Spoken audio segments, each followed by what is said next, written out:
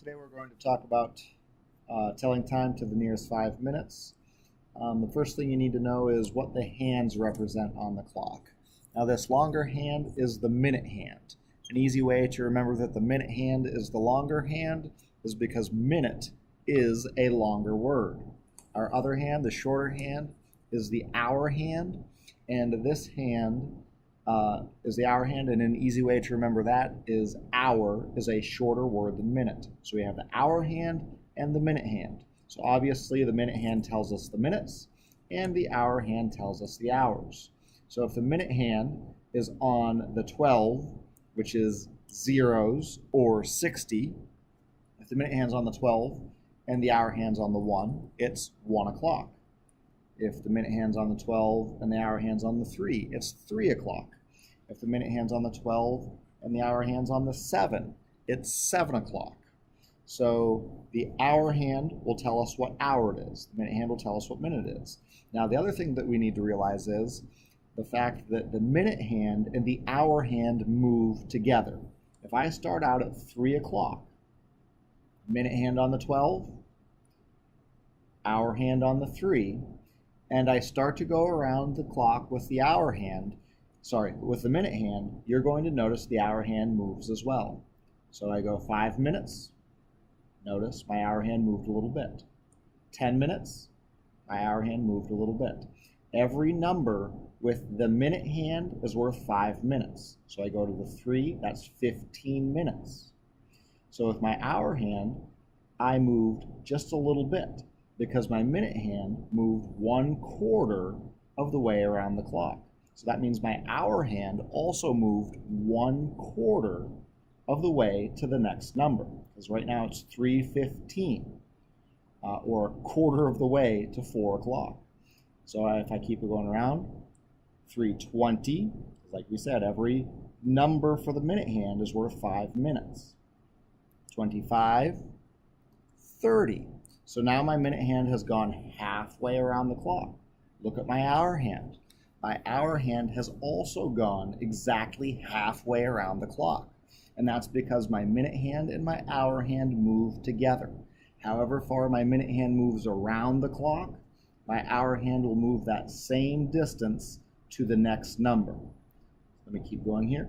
So 35, 335, 340, 345. Now my minute hand has traveled 3/4 of the way around the clock, and my hour hand has gone 3/4 of the way to the next hour. So it's getting closer to the 4 because it's 3:45, and 3:45 is closer to 4 o'clock. Now if I keep going with my minute hand, 350, 355. Now look at this. My hour hand looks like it's on the 4, but my hour hand can't be on the 4 until my minute hand makes it back to the 12. Because my hour hand will not make it to the next number until my minute hand has completed one time around. So right now it's 3:55, and the hour hand is really close to the 4 because 3:55 is really close to 4 o'clock. So once again, right now, my minute hand still has not touched the 12 again, so my hour hand still did not make it to the 4. Right now it's actually 3:59, so we're 1 minute away from 4 o'clock. And now my hour hand has made it to the 4.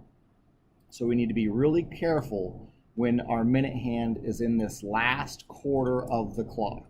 When our minute hand's in this last quarter of the clock, we need to be really careful because it's going to look like our hour hand is on the next number. So now I'm just going to give 2 examples of telling time. So let's go with